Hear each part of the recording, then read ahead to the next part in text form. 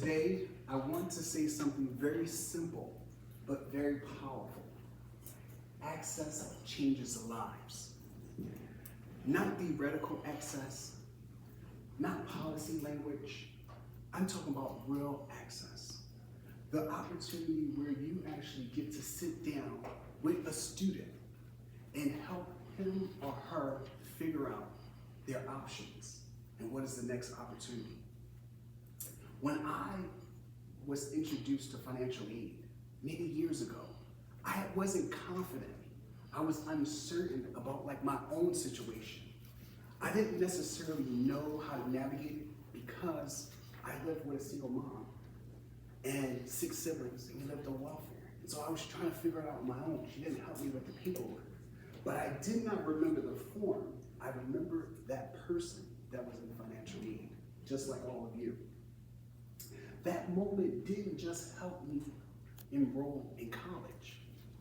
It pretty much changed my trajectory.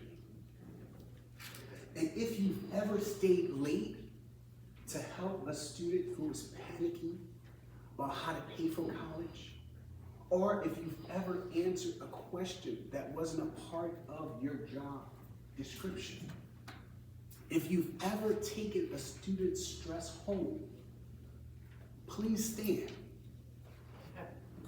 I need you guys to stand. Seriously. If you haven't done it, remain and sit down. Because some people haven't been in those situations.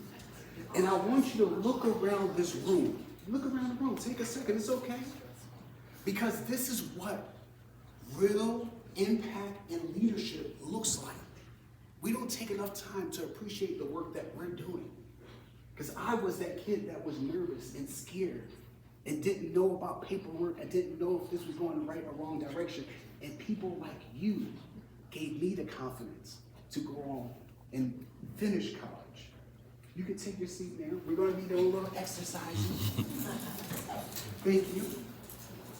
Financial aid professionals are often described as administrators.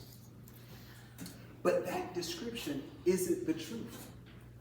You guys are the people we come to when we don't know what to do in many respects. You guys are counselors. You guys are first emotional responders. You guys help plenty of people understand complex systems, and you don't get rewarded for it. You're not just explaining policy, you're absorbing anxiety. You don't just review numbers. What's amazing is that you manage fear, you manage hope and expectations. That moment when you're nervous, you're like, I don't know what to do, I gotta go see them, I'm gonna be out of school. I remember those moments. And what's fascinating is that your work is invisible until it isn't. And when it works, the credit normally goes somewhere else. I want to say this, and I want to be extremely clear. Your work matters, and it is deeply appreciated. Let's try something together. When I say financial aid, I want you to say what it means out loud. Financial aid is, go ahead, shout out what you think it is. Let's think. Notice no one said just paperwork. For many students, financial aid is the difference between possibility and resignation. It's the moment when a family realizes college is achievable. It's the moment when a student believes they belong. It's the moment when fear turns into forward movement. And I can't just stress this enough. It's not just about helping a student attend college. You help families change their trajectory. The impact doesn't show up in a spreadsheet. It echoes for generations. There's a cost to this responsibility. Burnout doesn't happen to people because they don't care. It happens because they care deeply for a very long time without recovery. And I think it's important that we realize burnout is not a personal failure. It's a system signal. I'm not going to ask you to share this with anyone, but on a scale of 1 to 10, how full is your cup? If your answer wasn't high, it's okay, because you're human. This work isn't a sprint. It's a marathon of purpose. You are purpose-driven individuals. I think it's important to fully understand sustainability is not selfish. Boundaries is not weakness. Rest is not quitting. The students you serve need you whole, not depleted. If you commit to doing more,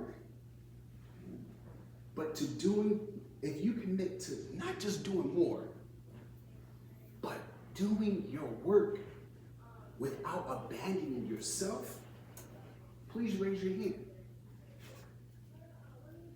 Don't be afraid. You commit to not forgetting yourself, because sometimes what happens, you work so hard, you're so tired, you feel alone, you're so stressed, you feel as though you gotta leave the industry.